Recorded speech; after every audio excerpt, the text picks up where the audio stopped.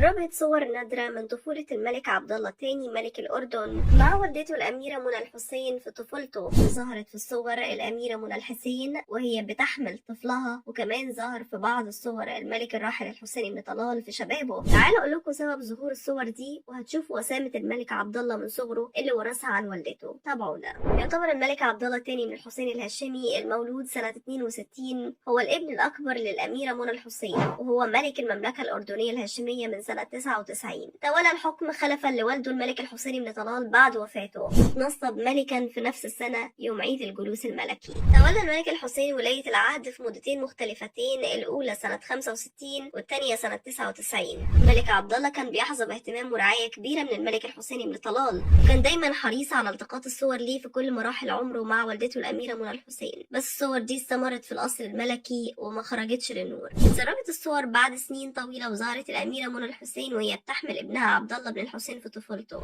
وبعدها اتصوروا سوا في معظم مراحل شبابه وصباه. الأميرة منى الحسين هي الزوجة الثانية لملك الأردن الراحل الحسين بن طلال، ووالدة ملك الأردن الحالي عبد الله الثاني بن الحسين. حصلت الأميرة منى على لقبها الملكي أميرة بعد زواجها من الملك الحسين بن طلال، واحتفظت باللقب ده حتى بعد الانفصال سنة 71. اسمها الحقيقي أنطوانيت جاردنر. اتولدت سنة 41 في إنجلترا. والدها كان ضابط بريطاني اسمه والتر بيرسي جاردنر، وخدم في بعثة التدريب البريطاني في الأردن. ولما انتهت مدة تدريب والدها فضل موجود في الأردن بطلب من السفارة البريطانية لحل بعض المشاكل اللي كانت الأردن بتواجهها في الوقت ده زي جفاف المية. وأثناء تصوير الفيلم الإنجليزي لورنس العرب بطولة الفنان عمر الشريف اللي كان بيتصور في الأردن، كانت موجودة أنطوانيت اللي كانت شغالة مساعدة سكرتارية في سلسلة أفلام لورنس العرب. الملك الحسين كان مهتم بالموضوع جدا، وسمح لبعض قواته المسلحة بالعمل في الفيلم كممثلين إضافيين. كمان كان الملك الحسين بيزور موقع التصوير من وقت للتاني عشان يتابع الإنتاج. شاف أنطوانيت صدفة وخطفت قلبه من أول نظرة بفضل جمالها، وتعرف عليها ونشأت بينهم قصة حب وطلب يتجوزها. وكمان والدها بقى مستشار عسكري في الأردن. من الحاجات المشتركة بينهم رياضة السيارات، قدر الملك الحسين يعلمها لحد ما بقت بتشارك مسابقات السيارات للسيدات.